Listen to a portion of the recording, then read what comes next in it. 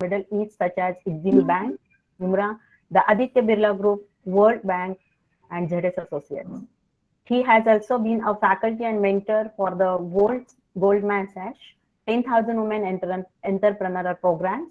He offers consulting, training, and coaching services in the area of innovation, creativity, design thinking, and strategy.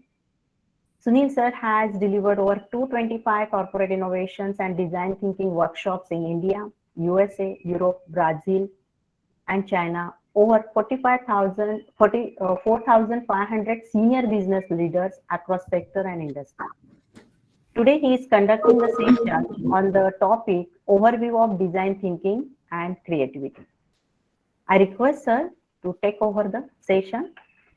Sorry, sir, for a delay. Now, please take over the session. Keshav, please stop the sharing so that sir can share the screen. Thank you, ma'am. And welcome, sir. Good morning, everybody. Wonderful to be here today. And especially because I think there couldn't be a better way to start the new year than talk about a subject which I'm so passionate about. And therefore, I think it's a special privilege, and I would like to thank this entire initiative. I would like to thank SPIT and Dr. Chaudhary, Dr. Sujata for inviting me to take this session. It's an absolute pleasure to be here amongst colleagues, amongst fellow faculty colleagues from different institutions across the country.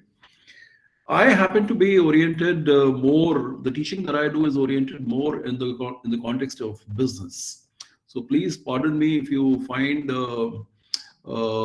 more examples and more context that I share which is centered around business. Having said that, let me assure you that the things I share are agnostic to the kind of problems that we might encounter and which can benefit from a design thinking approach. So the philosophy remains the same, the design thinking mindset remains the same, and it lends itself to a very broad range of issues and problems that we might encounter in the context of our individual lives, in the context of our organizations, in the context of engineering challenges, and so on and so forth. So kindly keep that in mind. And before I really dive into the topic, I just want to briefly share my own design thinking journey. And this began roughly about a decade ago, about 10, 11 years ago. I used to do a lot of work with the corporate sector in India and other parts of the world in the whole process of strategy execution, managing strategy better. And this was with a professor called Robert Kaplan. He's a professor at the Harvard Business School. He created a framework called the Balanced Scorecard. And I was part of his team in India in helping organizations improve their strategy processes. And that is when, I came across a lot of leaders and a lot of companies talking about the need to bring more innovation into their organizations, but struggling to, bring about that required innovation. So that's what got me interested, that maybe there is something interesting one can do here. And then as I started getting deeper into researching innovation, one of the initial questions that popped up is, why is Apple as a company rated as the most innovative company in the world decade after decade? So I started researching Apple deeper. And that is when I first came across design thinking. And like I said, this was roughly about 10, 11 years ago. And the moment I came across design thinking, it appealed to me intuitively. That this makes a lot of sense, especially because of the nature of the future that we're getting into.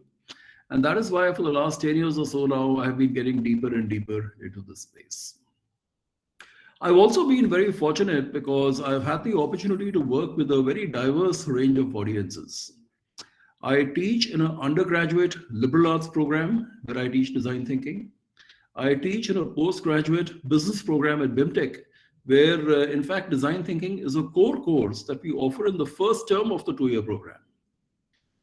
And I also work with a lot of people in the corporate sector, middle level to senior executives, even at the level of CEOs.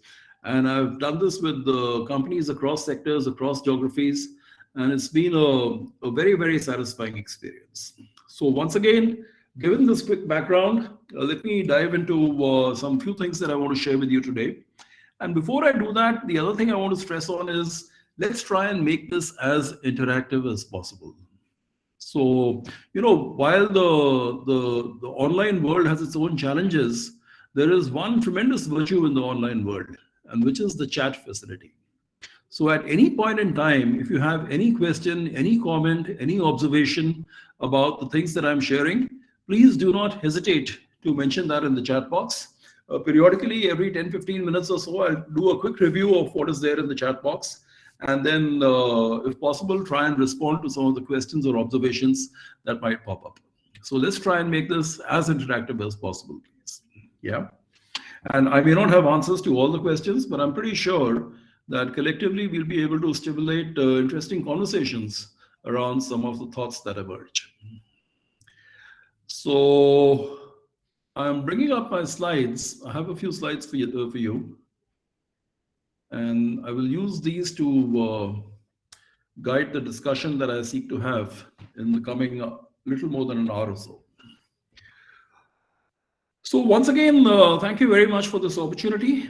And although I teach at BIMTech, I'm a professor of strategy, innovation, and entrepreneurship at BIMTech. And very often people think that BIMTech must be an institution about technology. We are actually purely a business school. We run postgraduate, 2-year, full-time residential PGDM programs. The founder of BIMTech, the first director, his thinking was that management is also technology, and that is why we have the word technology there. So please don't confuse it for the fact that we might be an institution with imparting technical knowledge. We are purely a business school, right? All right. Would anyone like to comment on what you see here? Either in the chat box, or you can unmute yourself and share your thoughts. Anybody? Yes, can I say good morning? Good morning, please. I'm finding that a group of people walking in a wild forest area, and they are discussing as the same moment they are enjoying their walk. Okay. What else? Children have gone for a picnic or some bird watching this thing. Right. And have you done this? Have you done something similar as a child when you were at this age? Chances are we all have. As children, chances are we have done something similar, right? So yes, Shipra ma'am, Sujata ma'am, inquisitiveness, exploring, absolutely. And that is what I want to focus on, right? My request to all of you is that as you get into the FDP, when we go to a program, a workshop, or whatever it is, we have different mindsets that we might bring to the program. My request to all of you is try and approach this from the mindset of an explorer, from a little child who's curious, who's in amazement about the world around him or her, and has so many questions and wants to learn about, what is going on. We did that as children. Let's try and bring that same curiosity, that same inquisitiveness as we go forward into the program. And towards the end, I will come to the whole issue of mindsets once again. Yeah. This is what I'm going to try and cover in the next hour and a half or so. Basically, why is design thinking important? Why are organizations of all shapes and sizes, across sectors, across geographies, embracing it? And when I say all kinds of organizations, it is not just the private sector. As was mentioned in the introductory remarks, the public sector is beginning to use it increasingly. In fact, on Thursday and Friday, I have a 2-day design thinking workshop that I'm conducting for executives of the Gas Authority of India Limited, right?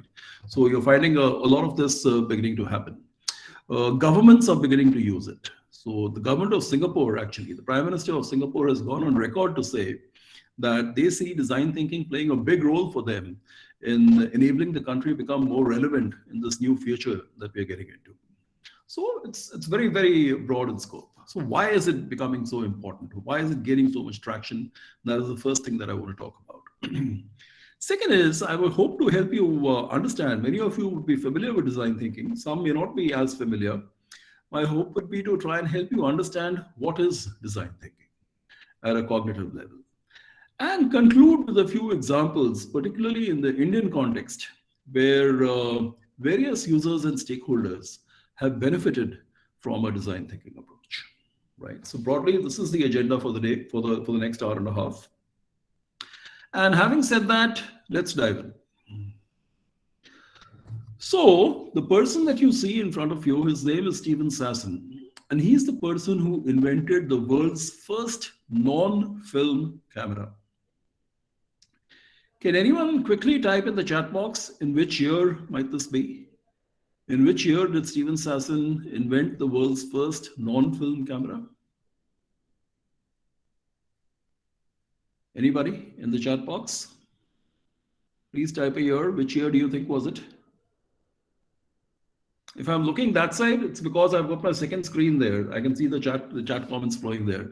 Ah, Mr. Durai has got it absolutely bang on, 1975, right? And what did Stephen Sassen do for a living? He was an R&D engineer at Kodak, right? So Kodak is the company that actually created the first non-film camera, which was the precursor to digital photography as we know it today. And I'm sure all of you have heard of Kodak.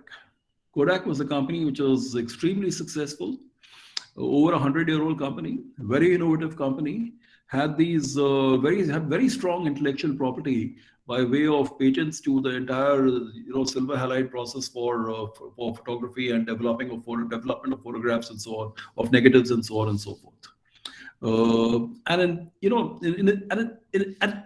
At the time when it was in its heyday, in its prime, it had a dominant market share in the key countries, in the key markets in which it operated. And a company which has a dominant market share has an opportunity to earn very high profits. And that is exactly what Kodak was doing, earning absurdly high profits. Any idea where Kodak is today? Anybody? Where is this company today? Nowhere. Nowhere, exactly. Kiran sir, you're absolutely right. So this company, which was at one point in time one of the most innovative and most profitable companies in the world, went on to file for bankruptcy in the year 2012. Right, the company went bankrupt, and there are several explanations. Actually, it's a very fascinating case study that I teach in my courses at BIMTech. We don't have time to go into the details right now. But one of the explanations lies in the fact that the past that we have come from has been linear. In a linear world, things are relatively straightforward. You look at some data from the past, maybe run a regression, extrapolate the data into the next 10 years, 15 years, base your decisions on that, and you will by and large be all right because it's a straight line, right? But increasingly, the present that we are living in and the future that we are getting into is going to be non-linear. And therefore, the traditional ways of thinking, working, and doing, which have worked for us very well till now, which is about logical thinking, analytical thinking, sequential thinking, may not be sufficient to navigate this non-linear, in fact, often exponential future that we are getting into. And therefore, we need to build a new set of capabilities to enable us to succeed in this non-linear future that we're getting into. And that is one of the reasons why, design thinking is gaining as much traction as it is. Here are some more examples. Can anybody tell me what's common between these three things in front of you? Telecommunication. Okay, telecom. What else?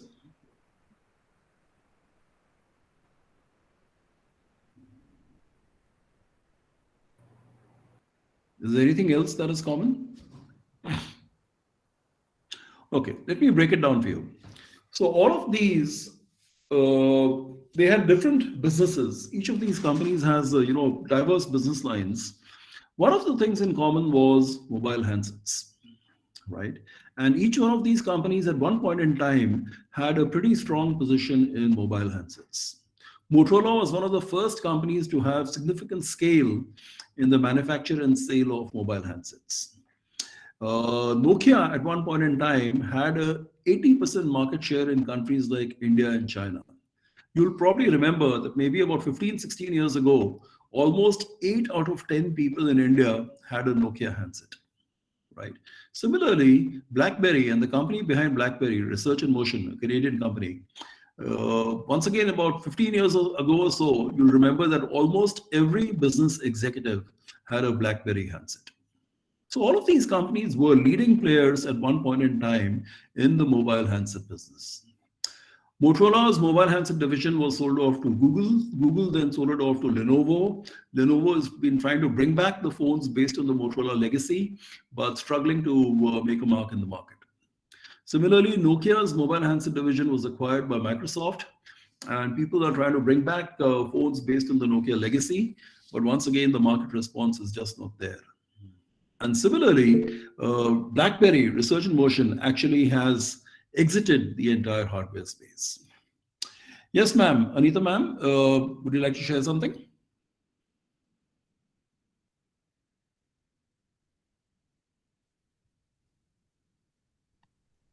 I see a hand raised. Anita, ma'am, you raised the hand. Good morning, sir. I'm unable Yes, to get the ma'am. WhatsApp link, sir. I'm Ah. unable to get the WhatsApp link. That is the problem, sir. Nothing else. Oh, okay, okay. All right. So, Sujata, ma'am, I trust you take care of that. Yeah. Okay. Yeah, definitely, sir. Each of these companies were a leading player in the mobile handset business at one point in time, but none of these remain anymore in that space, right? And therefore, it begs a very interesting question that we often ask in management. And the question is, why do companies fail? But there is an even more interesting question. And that question is, why do extremely successful, extremely well-managed companies fail? Because, if a mediocre company fails, you might be able to explain it by saying, maybe management bandwidth was lacking, strategy was flawed, financial discipline was not there, and therefore failure can be an understandable consequence. But here, we are not talking about mediocre companies. We are talking about some of the best companies in the world. And what makes it even more interesting is each of these leading companies in that same business of mobile handsets, within a time frame of just 12 to 15 years, one after the other, failing and fading away, right? And once again, it brings us to absolutely, before I could ask the question, Mr. Professor Dorai has answered, it is about the whole issue of change. And when we talk about change, this gentleman, I think, said it beautifully a long time back. Of course, what he said is in the context of the evolution of the species. But think about it for a moment. What he has said about the evolution of the species, is it perhaps equally relevant in the context of you and I as individuals, in the context of an institution, in the context of an organization, in the context of a nation, or even in the context of a society? It is not the strongest of the species that survives. So it is not the strongest of the companies that survived. Kodak, Motorola, Nokia, Research in Motion were the strongest companies at one point in time in their business. It is not about being the most intelligent. Each of those companies had access to the best brains in the world. But it is about the ability to respond to change, right? And that is why this need to adapt and to be able to respond to change is going to get increasingly more important because of the nonlinear exponential future that we are getting into. And this once again highlights the importance of why we need to equip ourselves with a new set of capabilities in the form of design thinking to enable us remain relevant as we navigate this future. Yeah. Now, let me further elaborate on this. And I've taken this from a wonderful book written by a gentleman called Roger Martin. Roger Martin used to be the dean of the Rotman School of Management in Toronto. And he's written this wonderful book called, the title is The Design of Business, Why Design Thinking is the Next Competitive Advantage, published by Harvard Business School. And what Roger is trying to say here is, most organizations start with some new idea, some new thought. They start with the exploration of some new knowledge, right? This new knowledge, this new idea could be about bringing a new offering to the world, a new product, a new service, a new experience, or it could be about a newer, better way of doing existing things. And initially, when the people who are starting this organization, when they have this new knowledge, when they're exploring this new idea, it is a bit of a mystery because you have the idea, but you're not sure how exactly it's going to turn out.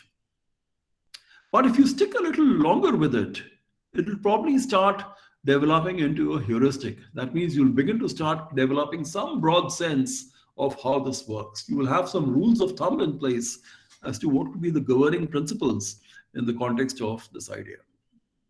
And as managers and leaders start spending more time with it, they start converting it, perfecting it into an algorithm, whereby you have much clearer cause and outcome relationships developed and defined. And that is the time we start moving into the exploitation of knowledge. So while we start with the exploration of some new knowledge, we tend to move in the direction of the exploitation of that knowledge and tend to remain there, tend to remain focused over there, right? It is simple. Think about it in terms of the pursuit of efficiency in a business organization. If our inventory levels are 30 days, how can we bring them down to 28 days? These are the kind of problems that leaders and managers start focusing more and more on. And the initial spirit of exploration gets lost somewhere as the organization evolves. So if you look at, let's do a deeper dive into this. And if you look at the various characteristics of an organization, let's say the focus. In exploitation, the focus is on the administration of the existing business. Whereas in exploration, the focus is on the creation, the invention of new business opportunities. The goal in exploitation is how can we refine and analyze better the knowledge, the data that we already have. Whereas in exploration, it is about how can we move towards a new knowledge state and explore new things. The driving forces in exploitation, looking at the data from the past, analyzing the data, mastering the data, using reasoning to make sense out of the data, and so on. In exploration, it is about intuition, it is about feeling, it is about hypothesis, it is about bringing in originality into whatever we do. The future orientation in exploitation, short term, exploration, longer term. Progress in exploitation, measured by small, careful, incremental steps. In exploration, you will take a step forward, you'll realize things are not working, you might change direction, and maybe you'll be able to take a leap forward. Yeah. Risk and reward, exploitation is low risk, predictable, but smaller rewards, whereas exploration is high risk, uncertain, but potentially much higher rewards. The challenge in exploitation, exhaustion and obsolescence. The challenge in exploration, the failure to consolidate and gain from the advances that you've made. Now, where do you think are most traditional organizations predominantly focused? Are they focused on the exploration of knowledge, or are they focused on the exploitation of the knowledge that they have? Anybody? Answers in the chat box. Where is the predominant focus with most traditional organizations? Okay, there seems to be no response coming in. Like I mentioned earlier, I've had the opportunity of working with the organizations in different sectors around the world. And what I find is most traditional organizations are predominantly focused on the exploitation of knowledge, because this is what people are more comfortable doing. Someone earlier talked about the resistance to change that you encounter, and that is why the focus continues to be exploitation. And if we agree that the future that we're getting into is going to be non-linear, is going to be exponential, then chances are we can benefit more from exploration as we go forward. And if you want to engage in more exploration, then design thinking again becomes very relevant as an approach that can enable us to explore better and come out with new offerings, new solutions to the problems that we encounter in the context of whatever we are doing. Yeah.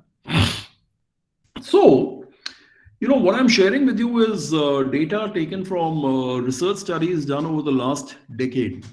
And these research studies have been done by some leading consulting companies in the world, like Accenture and Boston Consulting Group and Innosight and so on.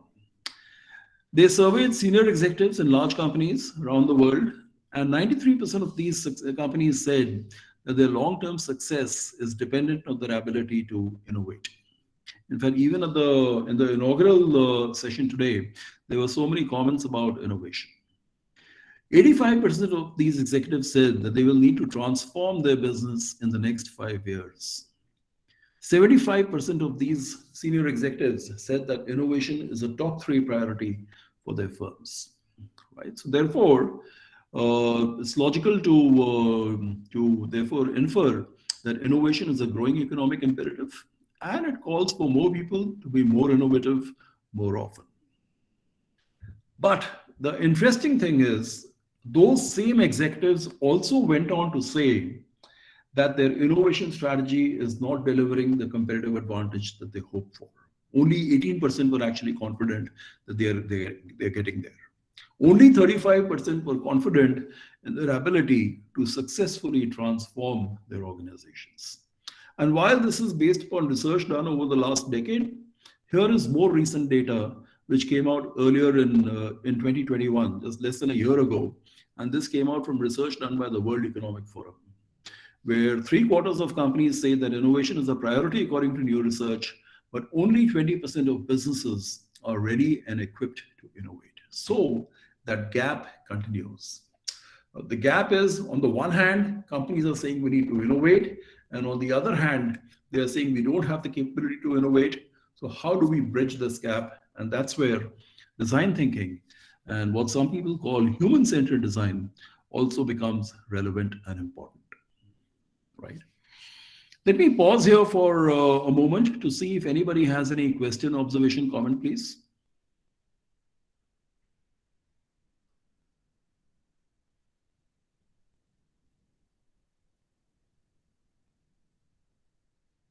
Okay, let's move on then. So Herbert Simon got the Nobel Prize in economics, and he was associated with the Carnegie Mellon University, which is one of the finest universities in the world. And in the 60s, he used to go around lecturing in colleges and universities across the US and overseas. And many of those lectures of his have been condensed into a wonderful little book called The Sciences of the Artificial. So I've got a copy lying here somewhere in my library, right? And Herbert Simon was very interested in the artificial because he said so much of what we do, of human beings do, is about the artificial. For example, the device on which you're accessing this session is artificial. The internet connection that you're using to access this session is artificial. The room that you're sitting in, the table on which you're working, the chair in which you're sitting, the lighting in your room, maybe even the temperature in your room, all of these are artificial. And therefore, if so much of what we do is about the artificial, how can we do a better job in dealing with this artificial? And let me share a few examples of why this is important, right? Anybody, what do you think about this? Would you like to reflect upon what you see in front of you? Is there a problem here? If somebody doesn't read it, it's going to be very dangerous. Exactly. I mean, look at this company. They have used the same color scheme, the same font. Everything is similar, but the products are diametrically opposed, right? And if you're trying to cook something and put in the fly and the insect killer into that, then God help us. So is this an example of good design, poor design? Poor design. Poor design. What about this? What is the problem here?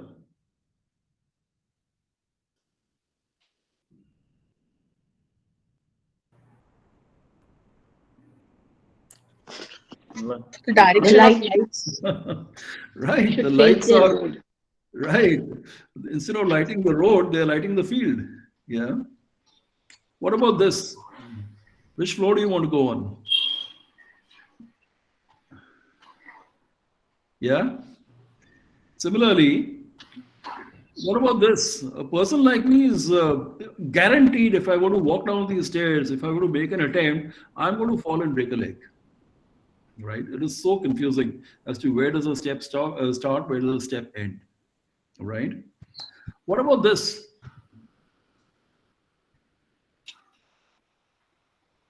So somebody has this brilliant idea that let's put these inspiring messages on pencils to discourage youngsters from drugs.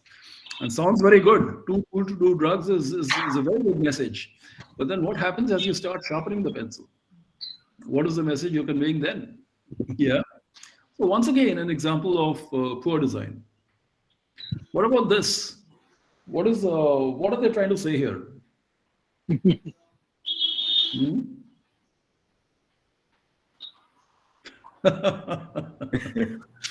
Exactly, right? So worry. The intent was to say, don't worry, be happy. But there are people who might read it as, don't be happy, worry. Right? Obviously, that is not the message we want to convey. What about this?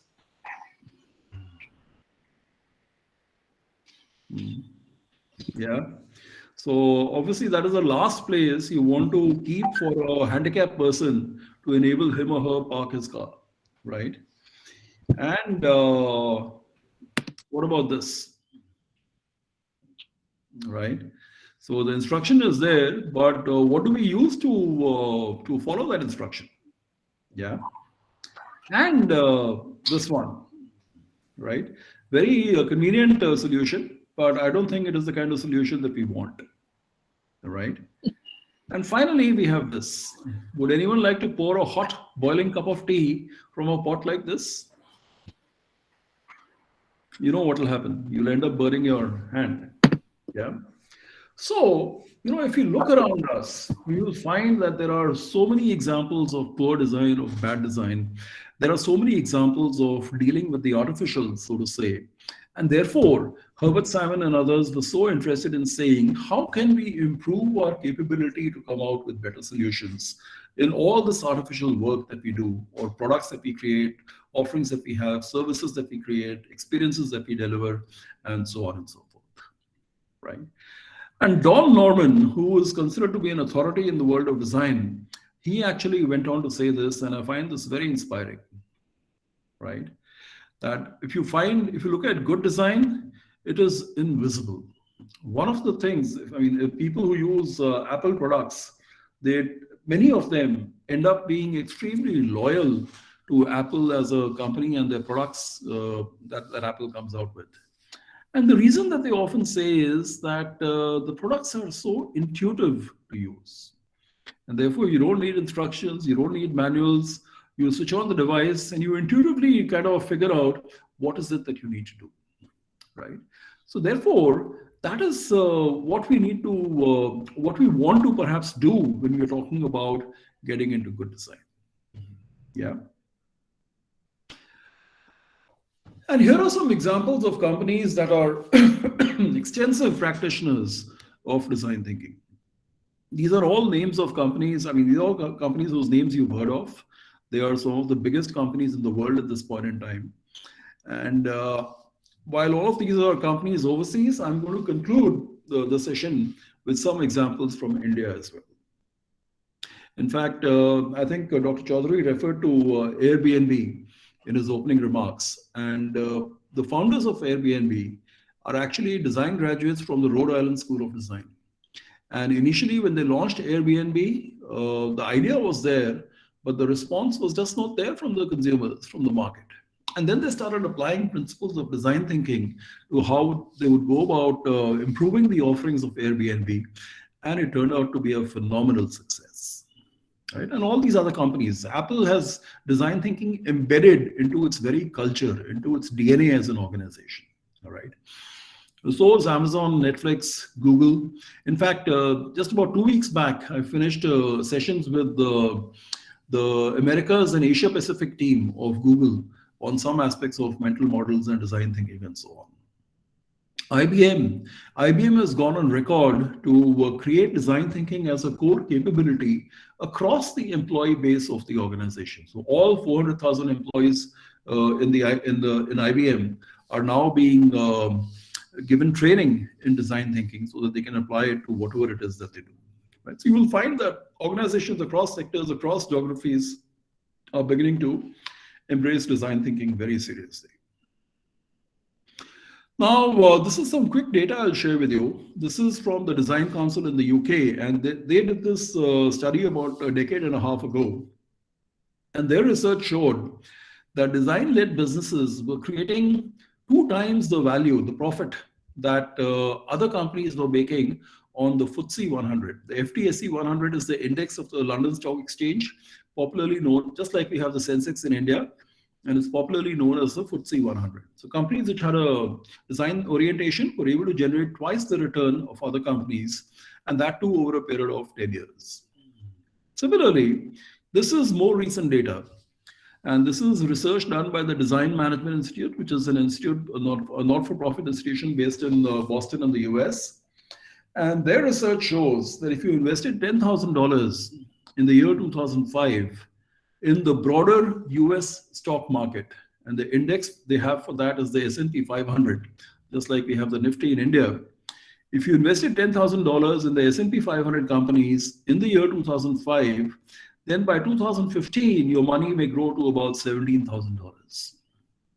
But if you invested that same money at the same time in companies which had a strong design thinking orientation, the ones that you see here, Apple, Coke, Ford, Herman Miller, IBM, and so on and so forth, then your money would appreciate by more than 211% to almost $37,000. And this is what they call the DVI, the Design Value Index.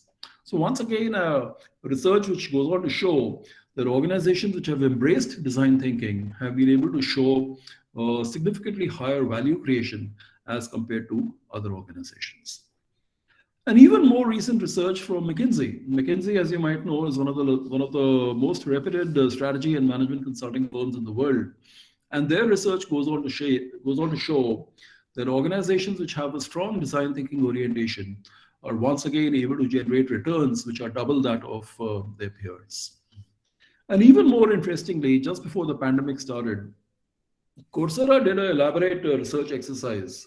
They surveyed 10 different industries in 60 countries around the world to figure out which are the top trending business skills. And the interesting thing is that design thinking was ranked as the #1 trending business skill in 7 out of 10 of these industries across 60 countries, right? So there is a growing body of knowledge, of research, which indicates that the reason organizations are embracing this so seriously is because they see that it helps them create significantly higher value, right?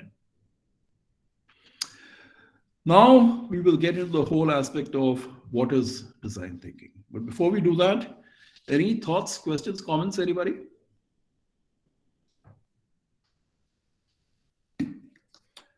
If anybody, let's try and make this interactive, please. Otherwise, it's going to be a one-way monologue.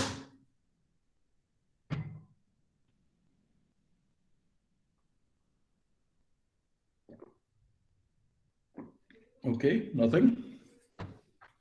Let's move on then to understanding what is design thinking. So,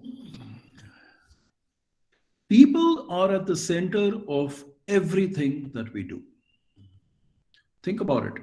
Any organization, whatever it does, is in the context of people. All of you are esteemed faculty colleagues in various engineering and other colleges in the country.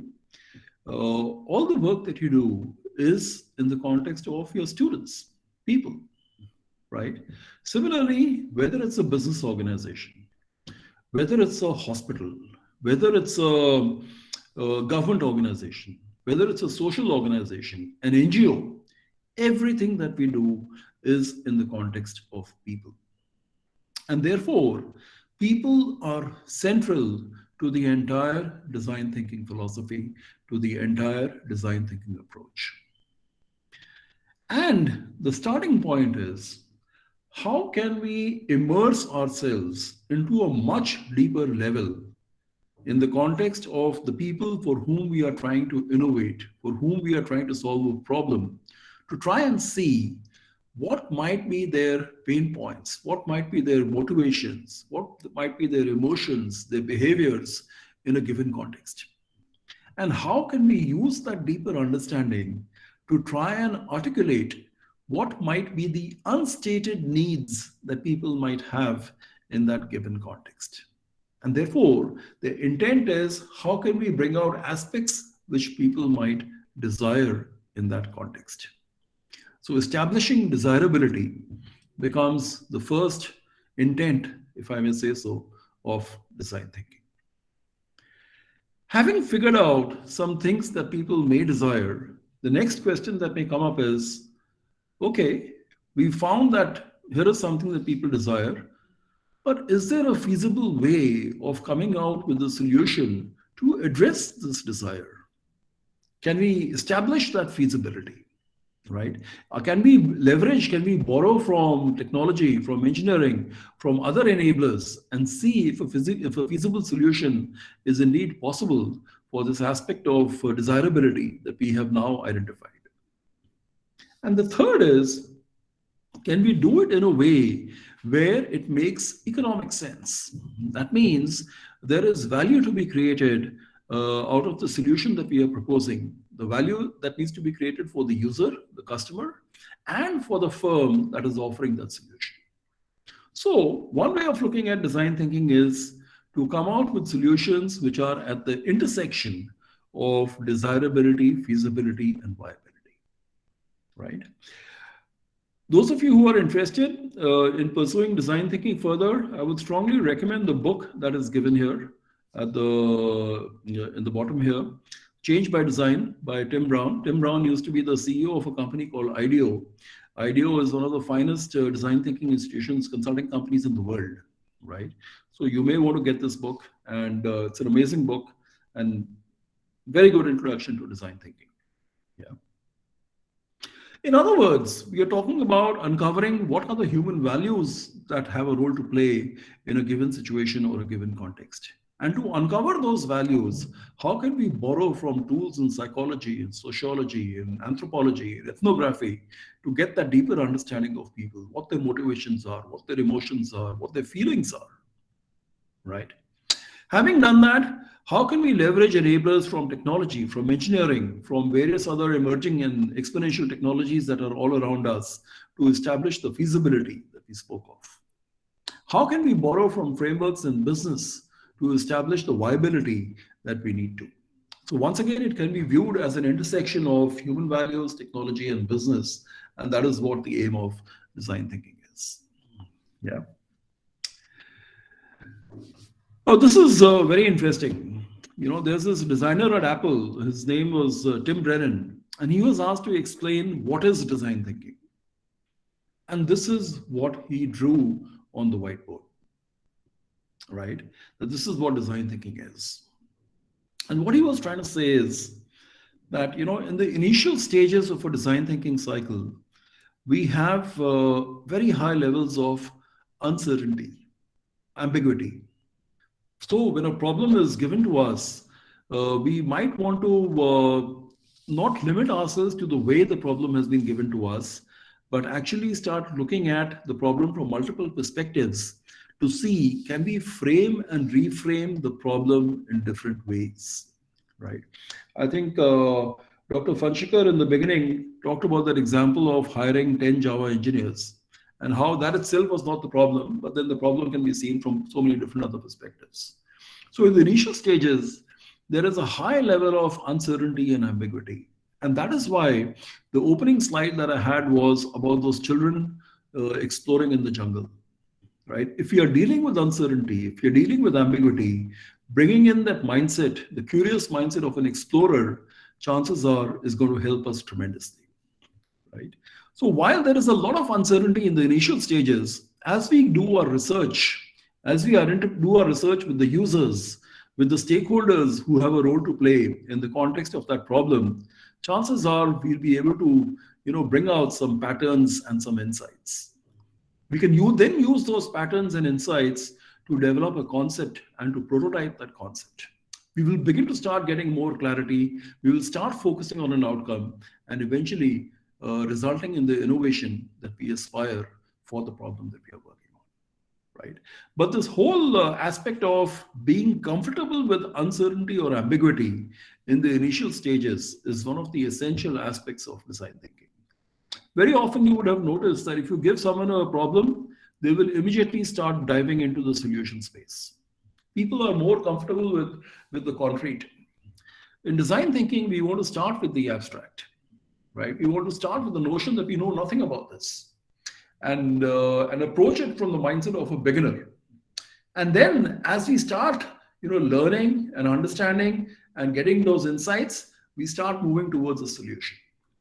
The problem is that, if you start immediately diving into the solution space, you might deny yourself the opportunity of so many other wonderful solutions that could be possible for the problem that you're working on. And therefore, if you allow that beginner's mindset, chances are you'll be able to identify a range of possible solutions for that problem. And then once you have this range of solutions, you can make better choices. So the aim of design thinking is also to enable better choices of solutions for the problem that you are working on. Yeah. And this is taken from the D School. The D School is also known as the Hasso-Plattner Institute of Design at Stanford University, popularly known as the D School. And the D School is considered to be, this is at Stanford University in the US. It is considered to be one of the finest institutions in the world for the teaching of design thinking. I've been to the D School several times as a learner, right? And it's called the Hasso-Plattner Institute because Hasso-Plattner is the co-founder of SAP. You might have heard of SAP. It is one of the largest enterprise resource planning solution providers in the world. It's a German company. Hasso-Plattner, being the co-founder of this company, is a billionaire. And Hasso-Plattner is a big believer in design thinking. So roughly about 15 years ago, he made a donation of about $35 million to Stanford University. And using that money, Stanford University set up the D School. So this is what the D School's approach to design thinking looks like. Empathize, define, ideate, prototype, test, assess. You will find that there are different institutions which have different articulations of what design thinking is. The UK Design Council has the double diamond process. The Illinois Institute of Technology in Chicago has a 7-stage process. And so on. There is Jean Litka at the University of the Durham Business School in the University of Virginia, who has a 15-stage process, right? So my suggestion to you is don't get caught up too much into which is the appropriate process. MIT has its own process, right? The reason I'm saying that don't get too caught up in that is because the underlying philosophy you will find in all these different approaches, seemingly different approaches, the underlying philosophy is the same. And I think this captures the underlying philosophy in the most simple and elegant way, right? So empathize, like I mentioned earlier, how can we immerse ourselves into the shoes, into the context of the users, of the stakeholders that have a role to play in the context of our problem. And you, like I mentioned earlier, you do this by borrowing from tools in sociology, psychology, ethnography, anthropology, and so on. Once we've done that, we have a large amount of unstructured data emerging from the research. How can we begin to start identifying some patterns and insights from that unstructured data? And how can we use that to define, some aspects which could be relevant in the context of that problem? Usually about 3 or 4 design principles is what we look at for any problem that we are working on. Having defined those aspects, how can we bring in a superior amount of creativity and imagination into identifying potential solutions for this problem that we are working on? The other, trick in design thinking is that most people, what they will do is, if they come out with an idea, they will fall in love with the first idea that they get. And the longer that they stay with the idea, the deeper in love they'll fall with it. So the trick is quickly bring your idea into the world by way of a quick, low resolution prototype, right? So that your users, your stakeholders can actually interact with that prototype and start giving you feedback as to what is working well for them, what is not working. And in the process, they might actually slaughter the entire solution that you have. But that is tremendous learning. That is tremendous feedback that we are getting, that the idea that we had proposed is not working. And that then allows us to iterate and move forward to potentially other solutions which will resonate better with our users, right? So I mentioned this to you. How do we quickly develop these low resolution prototypes of our ideas? And then how can we quickly test those ideas with our users and use that testing to see, do we continue pursuing in this direction that we've chosen? Or is this, maybe this is not working. We need to change direction and think of other possible solutions and come out with the solution for our client. And finally, we want to assess how well did we do what we did, right? So in a nutshell, this is what the design thinking philosophy, the design thinking approach is all about. Empathize, define, ideate, prototype, test, assess. Now, this is a very important footnote here. Most people might miss it. They say not necessarily linear, because when you look at it, it gives you the impression that maybe this is a linear approach. You first empathize, then you define, then you ideate, then you prototype, then you test, then you assess. In practice, design thinking is a non-linear approach, right? And I think, sorry, before I get onto the next slide about the non-linear aspect, this is what people like Steve Jobs have been saying, right? And that is why he goes on to articulate that if we rely on market research, which is largely based upon what the customer is telling us about what he or she wants in a particular situation, chances are it is not going to take us too far, because the customer does not know what she wants. And therefore, it is incumbent upon us, it is our job to try and figure out what is it that the customer might want, and then build it and give it to her. And the deeper understanding of what is it that the customer might want will come from that ability to empathize with the user and figure out those hidden requirements that people might have, desires that people might have in a given situation. Yeah. Coming back to the non-linear aspect, so Hasso-Plattner, being a German, also went to the University of Potsdam in Germany. Potsdam is a small town outside Berlin in Germany, and he gave them another $30 million.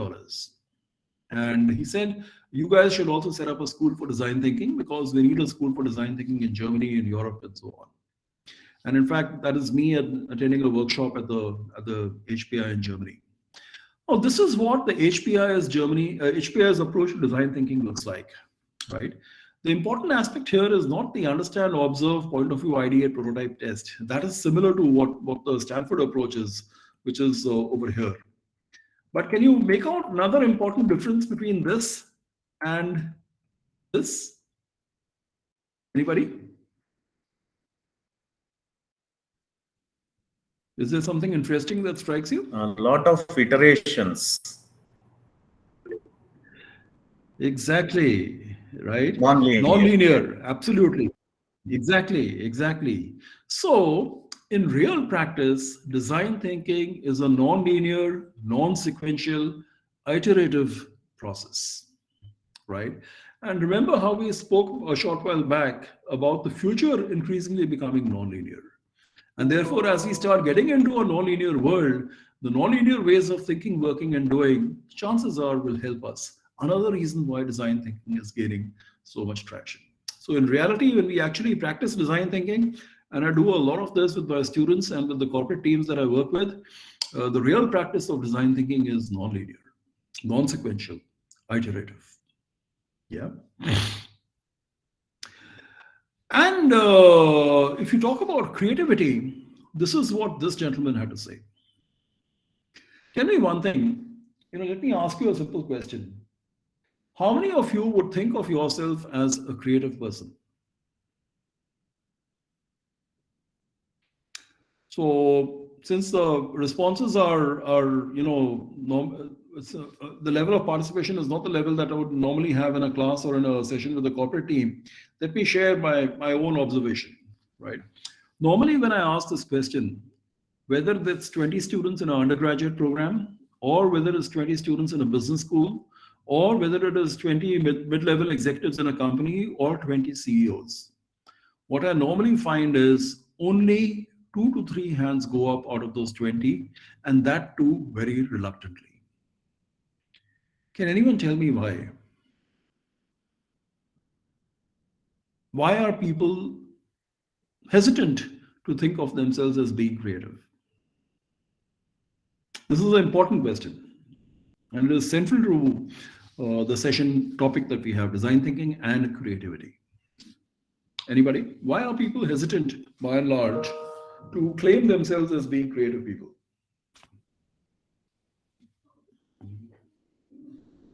Let me reframe the question. Lack of confidence. Yeah. I'll just absolutely, Mr. Shankar Narayana. Yes. For the benefit of the other participants, let me just reframe this. Okay. Have you ever been in a situation, and this is for all participants, have you ever been in a situation where you are sitting in a meeting? Okay, maybe this is a department meeting in your or department meeting of faculty colleagues in your institution. Maybe this is the meeting with the director, with the dean, or whoever it is, or any other such meeting. Maybe there are 7-8 people sitting in the meeting. Something is being discussed. You get an idea, but you do not share that idea in the meeting. You think that idea could be relevant to what is being discussed, but you do not share that idea. Have any of you encountered this? You have, right? I think all of us encounter this quite regularly. Now, why is it that people are reluctant to share their idea? What holds you back? Probably they feel that once I declare the idea, that responsibility come to revert back to me all. That's correct. That is one reason. You're right. If I say it, I'll be told, "Acha, now you do it." Could there be any other reason?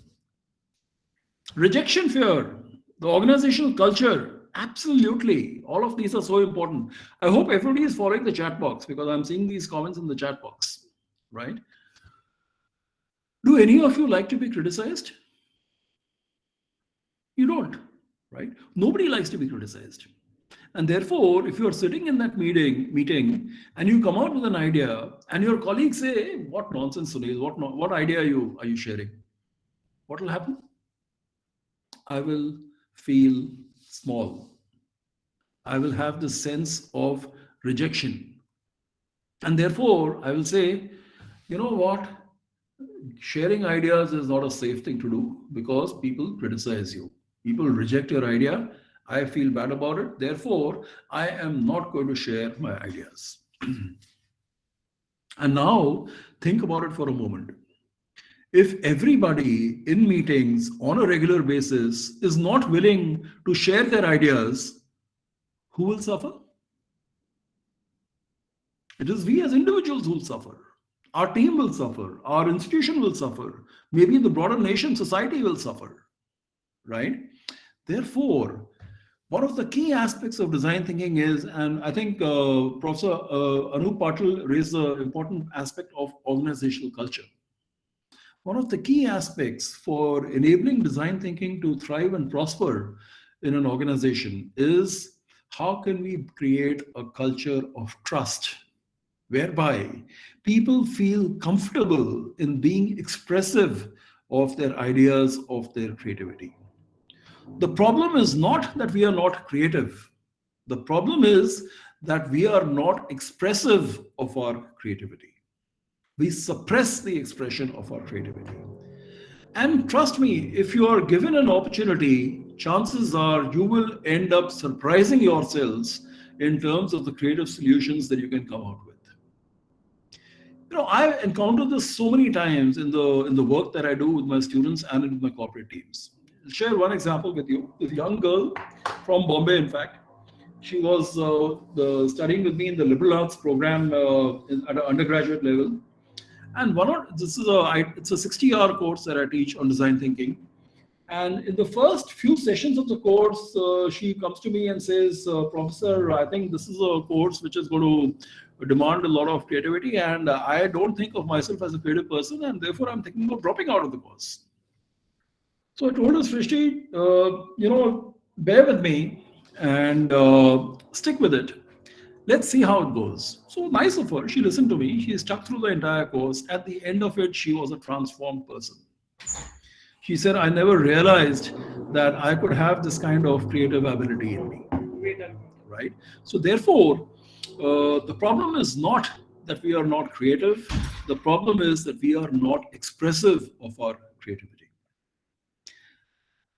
Let me reframe it in a simple way.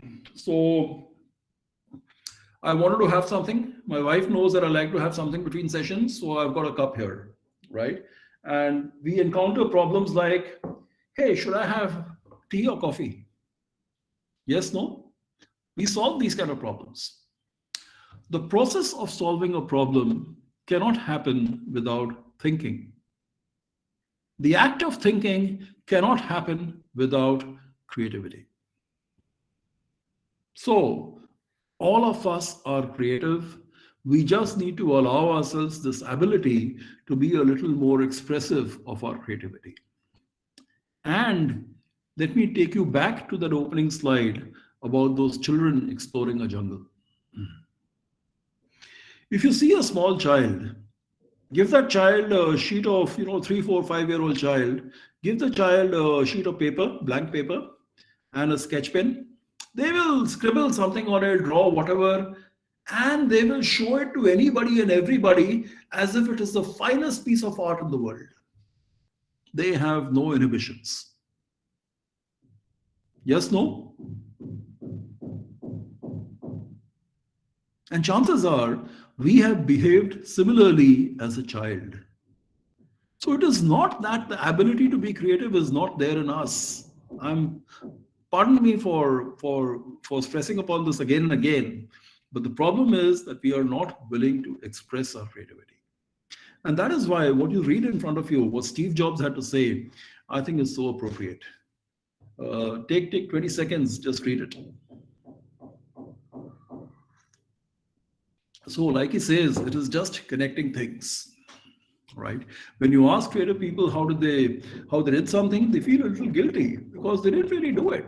They just saw connect things in different ways. What he very famously used to say, connect the dots. Right? So that is the other key aspect of design thinking that I thought we should focus upon. Yeah. And this is again a photograph from an actual design thinking workshop that I did for a team in Europe, right? The other thing that design thinking benefits a lot from is a very high level of collaboration between diverse team members.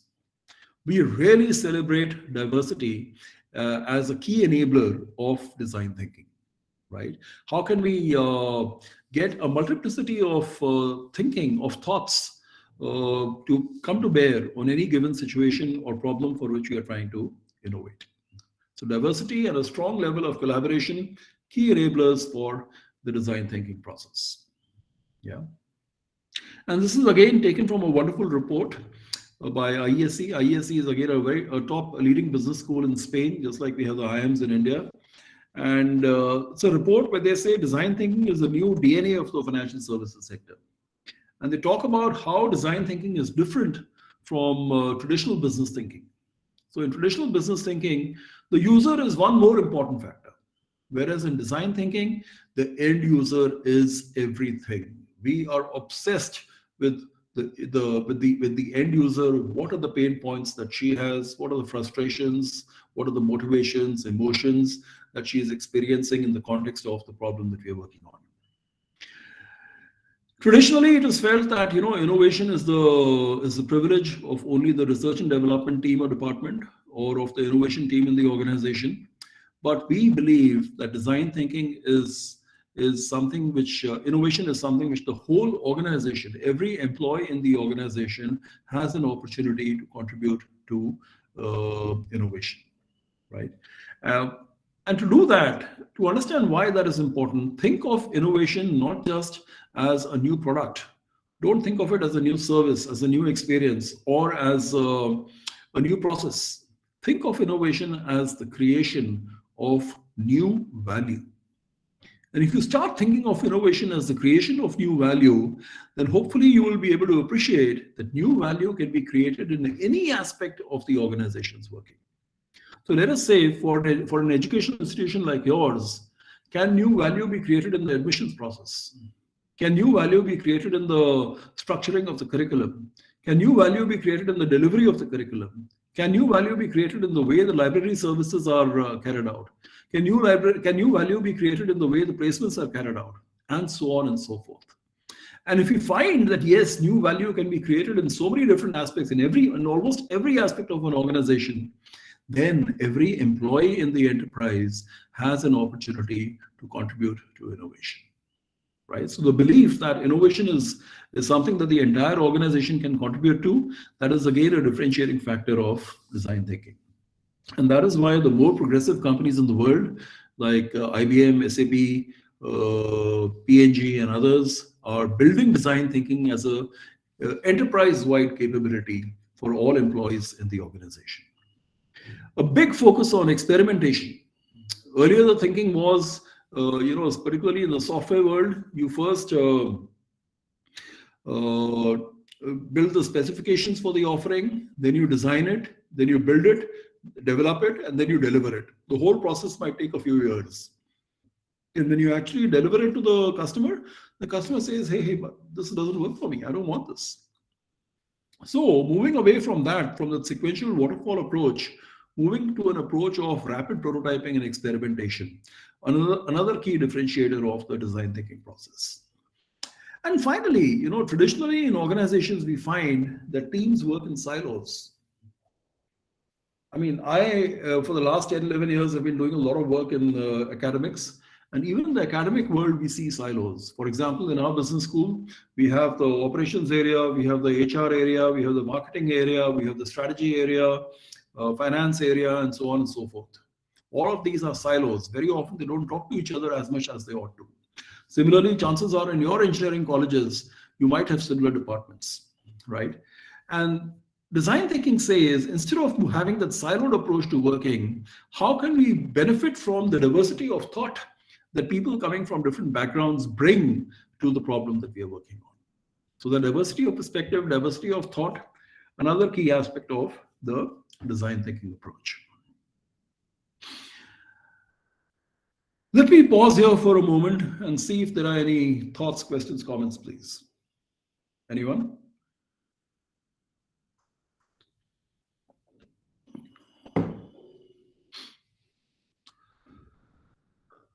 My request is, please, let's try and make this interactive. Absolutely, Professor Ramaswamy. Why not? Think about how can the website design become how can the whole process of navigating a website become a better experience for the user? Can definitely benefit from a design thinking approach. Brochure, why not? Something as mundane as how can we have more productive meetings can benefit from a design thinking approach. The amount of time that people spend in meetings is not funny, right? Some of you, I think, may agree with me. And therefore, can we make our meetings more productive? I think it can benefit from a design thinking approach. Yes, no?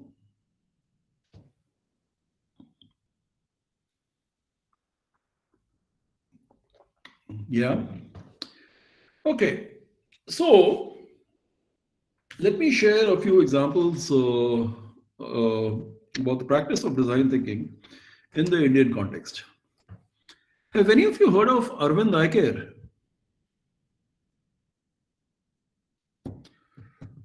So Arvind Eye Care is an institution, right, is an institution which started off in Madurai in Tamil Nadu.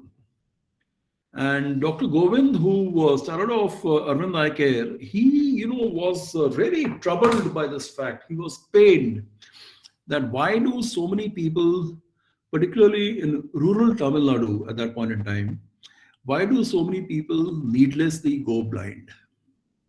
Because these people have cataract, and the problem was either they did not know that they had cataract, or even if they knew they had cataract, there were no facilities in the villages or nearby, and they did not have the means to travel to the cities and get themselves treated. Cataract treatment, as you know, is a very simple eye surgery, right? So Dr. Govind was really pained by this problem, and he said, why can't we, so think about empathy. We talked about empathy. He empathized with this pain that people in rural Tamil Nadu were going through. And he's the one who started this entire mobile eye care movement in India.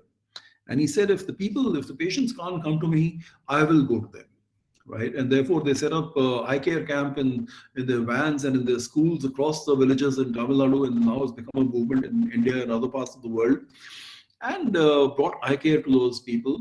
And if they couldn't, if they needed cataract surgery, then they were brought to the city, they were treated, and they were sent back in the buses and so on and so forth, right?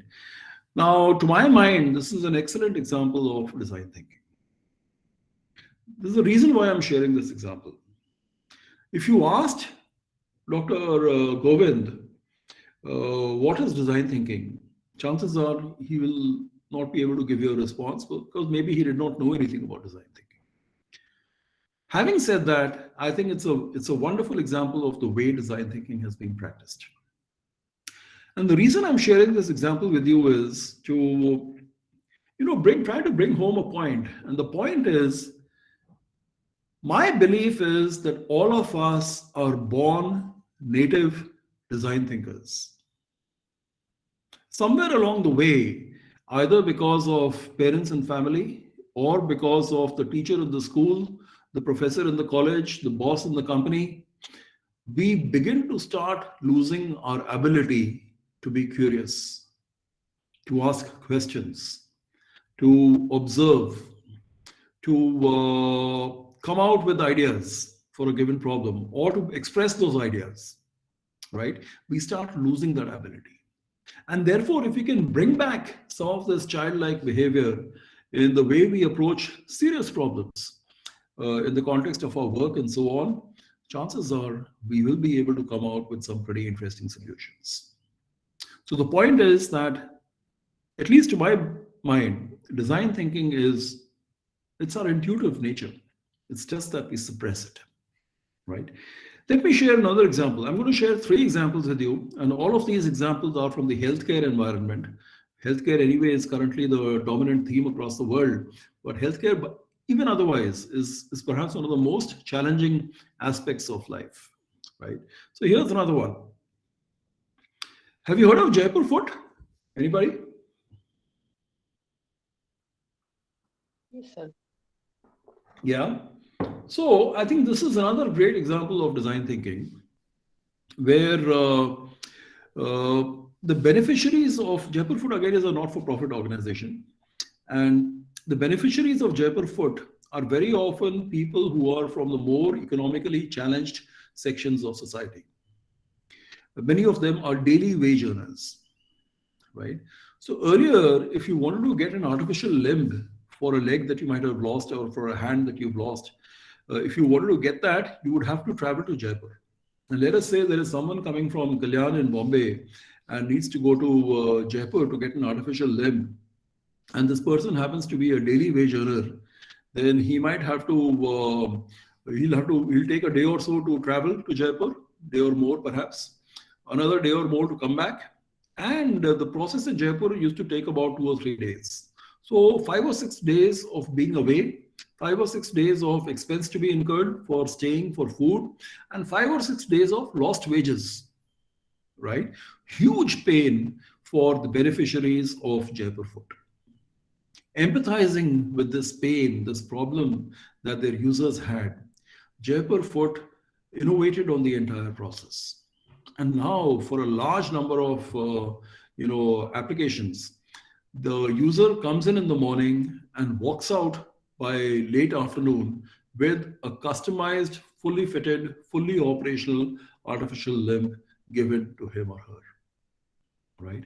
This is, to my mind, again, a wonderful example of the practice of design thinking as we know it. Yeah. Here's one more example. So this is the Embrace Infant Warmer. Team of these 4 young students, 2 of them are Indian students at Stanford University. And they were working on this problem of extreme affordability, design for extreme affordability. To help you understand what this is, let me show you a brief video. This is a 4.5-minute video. It's a TED Talk, and you will understand what it is. And once you've seen it, we'll talk about it. Please watch carefully. I hope it plays all right. Here we go.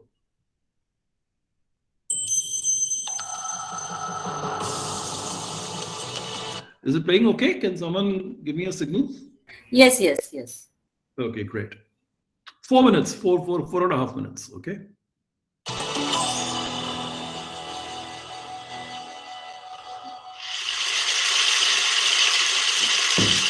Please close your eyes and open your hands. Now imagine what you could place in your hands. An apple, maybe your wallet. Now open your eyes. What about a life? What you see here is a premature baby. He looks like he's resting peacefully, but in fact, he's struggling to stay alive because he can't regulate his own body temperature. This baby is so tiny, he doesn't have enough fat on his body to stay warm. Sadly, 20 million babies like this are born every year around the world. 4 million of these babies die annually. But the bigger problem is that the ones who do survive grow up with severe long-term health problems. The reason is because in the first month of a baby's life, its only job is to grow. If it's battling hypothermia, its organs can't develop normally, resulting in a range of health problems from diabetes, heart disease, to low IQ. Imagine, many of these problems could be prevented if these babies were just kept warm. That is the primary function of an incubator. But traditional incubators require electricity and cost up to $20,000. So you're not going to find them in rural areas of developing countries. As a result, parents resort to local solutions like tying hot water bottles around their babies' bodies or placing them under light bulbs like the ones you see here, methods that are both ineffective and unsafe. I've seen this firsthand over and over again. On one of my first trips to India, I met this young woman, Savita, who had just given birth to a tiny premature baby, Rani. She took her baby to the nearest village clinic, and the doctor advised her to take Rani to a city hospital so she could be placed in an incubator. But that hospital was over 4 hours away, and Savita didn't have the means to get there. So her baby died. Inspired by this story and dozens of other similar stories like this, my team and I realized what was needed was a local solution, something that could work without electricity, that was simple enough for a mother or a midwife to use, given that the majority of births still take place in the home. We needed something that was portable, something that could be sterilized and reused across multiple babies, and something ultra low cost compared to the $20,000 that an incubator in the US costs. So this is what we came up with.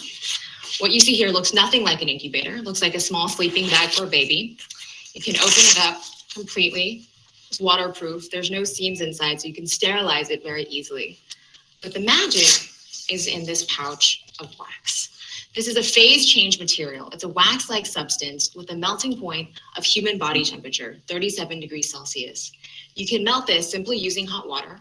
And then when it melts, it's able to maintain one constant temperature for 4 to 6 hours at a time, after which you simply reheat the pouch. So you then place it into this little pocket back here,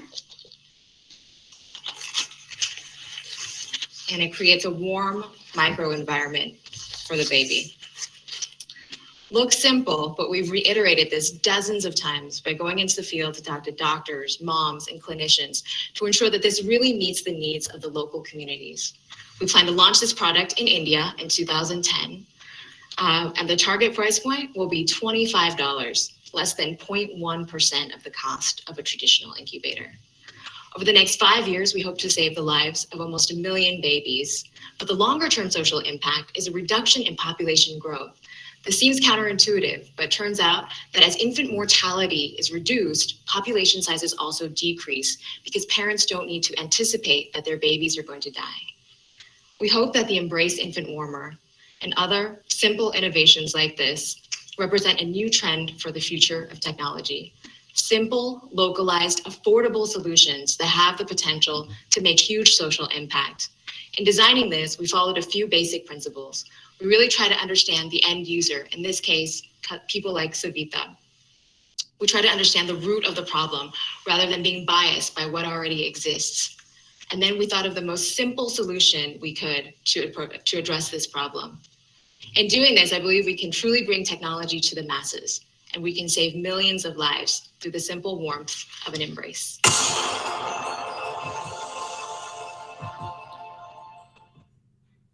Any thoughts, anybody?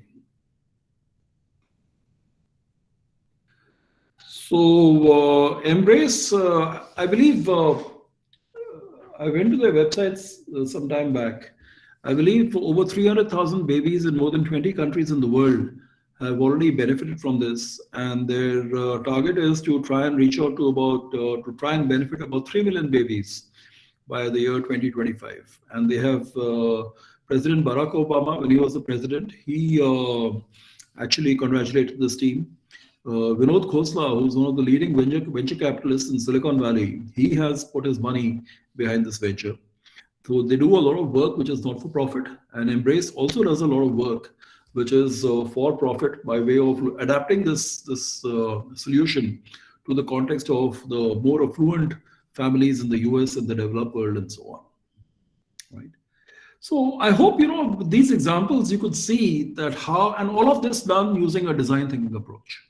Right. So I hope you could see how design thinking can really enable us come out with truly innovative solutions to often very complex and challenging problems. Right.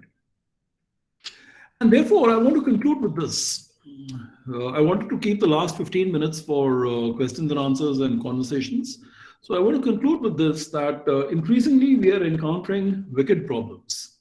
We say that a problem is wicked when it is difficult to define, when it is nebulous, where the boundaries of the problem are unknown, right?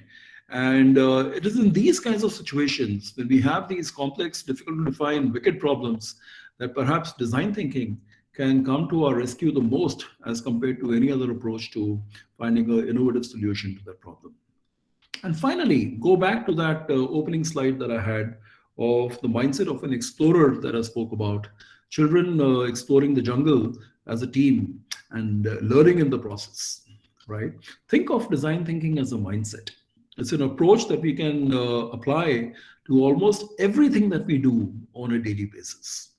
Design thinking could be relevant in the context of us as individuals. We can apply it to us, empathize with ourselves, determine where do we want to go, think about what could be the creative approaches of getting there, and so on and so forth, right? So whether it's us at the level of an individual, or whether it's a complex problem such as how can we revamp the entire healthcare system, this whole range of problems can benefit from a design thinking perspective. So my hope is, for me, it's a journey. I am learning every day, and there is always so much to learn on a daily basis. As I interact with more people, as I interact with more students, more members of the corporate world, there are new questions that come up, and all of those present a learning opportunity. So it's a journey that I'm on, and I'm enjoying every moment of this journey. And nothing will be more satisfying for me than to know that there are others who are beginning to become a part of this journey. So I would encourage all of you to get deeper into this, adopt this into your curriculum, adopt this into the way you can address problems for yourselves as an educational institution.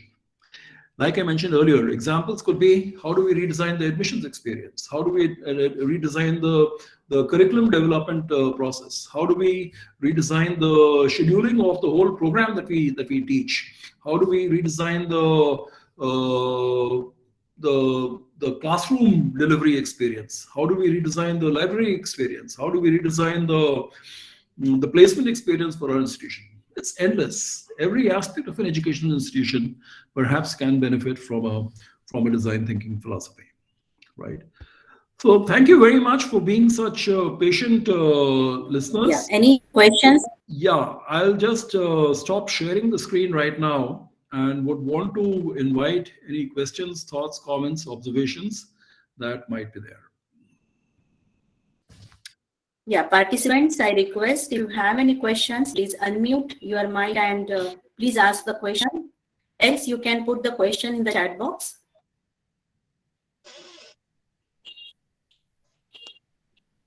Good morning, sir.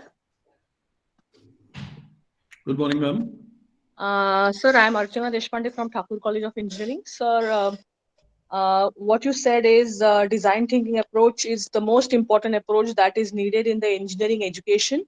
And I completely agree with your statement. But sir, what I feel that this approach needs a change in the mindset. And to have that change in the mindset, I want to ask you what should be done. I mean, for directly this mindset can be changed at the engineering level, or it should be done from the school level itself. So I agree with you absolutely. You know, that design thinking encourages people to bring in a whole new approach to the way they view a problem and consequently benefits from a new mindset. Now, to my mind, madam, the level doesn't matter, right? If we can bring it from the school level itself, nothing like it. But if we can't, right? I have worked with people who are at the age group of 50 years plus, and I introduce them to design thinking, and I see them getting super excited with it, right? And use it to come out with innovative solutions to the problems that they encounter in their organizations. So my point is, it is never too late, right? Once you build the conviction, once you enable people to understand why is this important, the rest is, I'm not saying it's totally easy, but there's a greater chance that you'll succeed with people, you know, embracing it more openly and more holistically. So ideally, yes, at an early age, but if you can't, start whenever you can. Thank you, sir.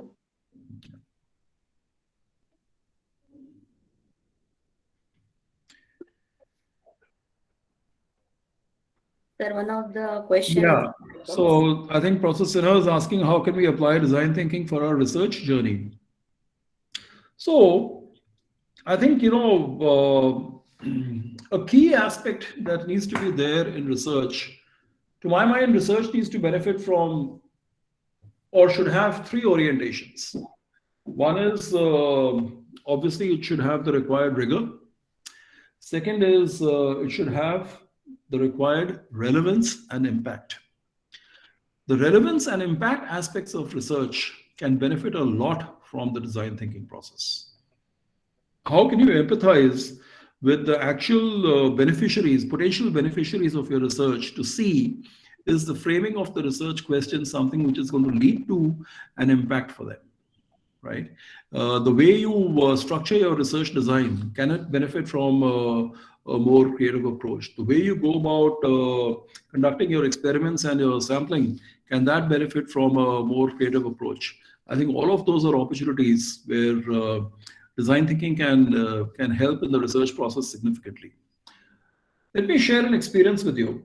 Roughly about 4 years ago, yeah, I think this was 4 years ago, I was invited to conduct a 3-day design thinking workshop for the research and development team of a large global company based in the US, right?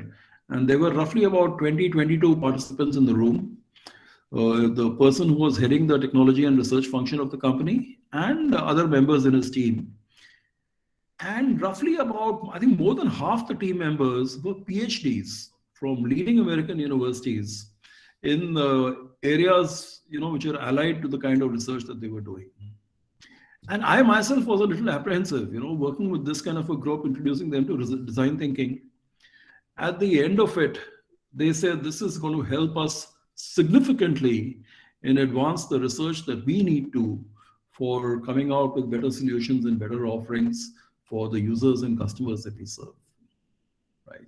So I think it can benefit the research process significantly. Yeah.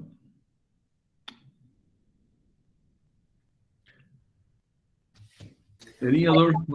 I hope Deepak Sinha is clear the. Yeah. Thank you so much, sir. Okay. Any other queries and the questions? Hello. Yes, please. Yeah, sir, just out of curiosity, I had one, doubt. Like, is there any case study if you have come across where design thinking approach has not worked up to the mark, or maybe it has failed or something like that? Oh, yes. So What many could of be them. the reasons? Yeah, so many of them. So see, one thing you have to remember, the pursuit of innovation is about doing something new. That means, in other words, doing something which does not yet exist. That means it is a pursuit into the future. The future, by its very nature, is uncertain. And when you're dealing with uncertainty, you cannot be guaranteed of success all the time. Right? Therefore, despite your best intentions, despite your best efforts, we have to be open to the fact that there will be times where things may not work to the desired level. So we may have to accept failure. That is an underlying aspect of innovation. Think about it. If a company says, you know what, we need to innovate, but at the same time, the boss says you cannot fail, there will be zero innovation guaranteed. Right? So one very interesting example in the Indian context, once again, of how design thinking was used, innovative solution was created, but the innovative solution did not resonate with the consumers, is an example of a product called Chotu Cool. I don't know if you've heard of it. Chotu Cool is a refrigerator that was created by Godrej, particularly for the rural market in India, right? And it had various features such as not the need for electricity was not as important, and so on and so forth, which are challenges that we have in the rural markets and so on. But due to issues of how should I put it, social. There are a lot of products that people buy, not just for the functional utility, but also as a means of social signaling, right? Which means that if a family in a village has bought a refrigerator, it wants to give the impression that, we have moved on in life, we have developed, and now we can afford, and we have a refrigerator in our home. Whereas Chotu Cool did not convey that impression. Right? And that is why it did not have the kind of adoption that the company was hoping it would in rural markets in India. So similarly, despite your best efforts, you will find that there will be enough times when things will not work as well as you might want them to. Having said that, a design thinking approach will definitely help improve the chances of success of the innovation that you are trying to come up with.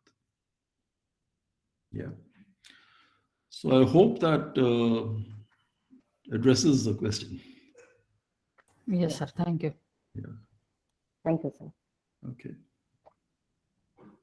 So thank you so much, sir, for inviting the term design, and especially you are giving the examples of good and bad design. Also, you emphasis on the concept of the active thinking that really leads to the creativity. Also give the concept of this design thinking and point of view of aspects, that is the example of Arvind Eye Care Center. So I hope all the participants enjoy this session a lot. Also thankful to the participants for make the session this very interactive manner and clear the concepts. So thank you so much, sir. On behalf of Bharatiya Vidya Bhavan, Sardar Patel Institute of Technology, we express our heartfelt gratitude to Professor Sunil Sangra. Thank you so much. Thank you, ma'am. Thank you, sir. Yeah. So I'm logging out now. Yes, sir. Yes.